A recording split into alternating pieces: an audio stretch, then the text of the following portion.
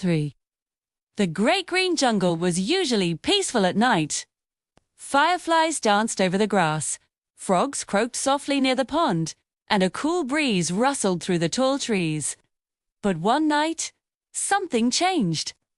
A strange noise echoed through the jungle, a long, deep sound that woke everyone from their sleep. Milo the monkey was the first to stir. He rubbed his eyes and looked around. The noise came again, a loud burr that shook their branches. Lulu the bird fluttered out of her nest in panic, thinking a storm was coming. Terra the tiger lifted her head and growled softly, ready to protect her favorite sleeping spot. Even Benny the bear rolled over with a grumble, trying to cover his ears with his paws. The noise continued, echoing from somewhere near the lake. Milo couldn't resist his curiosity. He decided to find out what was happening. He swung from tree to tree, moving quietly through the moonlight. Soon, Lulu joined him from above, guiding the way with her sharp eyes. As they got closer, the sound grew louder and funnier. It was not thunder. It was not a growl.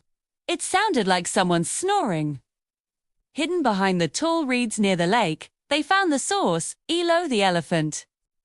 Sleeping deeply with his trunk stretched over the water. "It's time," he breathed.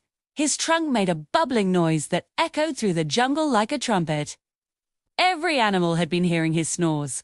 Milo couldn't stop laughing.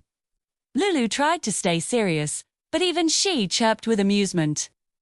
The two decided to quietly wake him up before the whole jungle lost its sleep.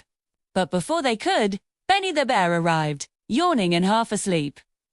Sing the scene. He laughed so loudly that it startled Ello awake. The elephant lifted his head in confusion, splashing water everywhere. Lulu fluttered away just in time, while Milo slipped into the mud. The splash was so big that it woke up almost every animal nearby. Rafi the Rabbit peeked out of his burrow. Sona the Snake slithered from her hiding place, and Terra arrived looking slightly annoyed. Everyone stared at Ello, who blinked sleepily, not understanding why they were all gathered around him in the middle of the night. Lulu finally exclaimed, and the jungle burst into laughter.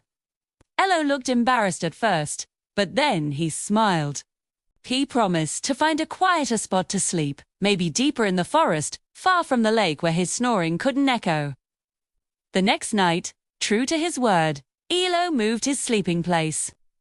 The jungle returned to its usual calm, filled again with the soft sounds of crickets and wind. Milo teased him playfully the next morning, but Ello only smiled and handed him a splash of cool water in return.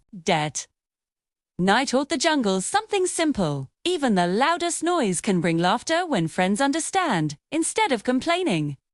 From then on, whenever a strange sound echoed through the forest, the animals no longer panicked. They just smiled, knowing it might be Ello, dreaming happily somewhere under the stars.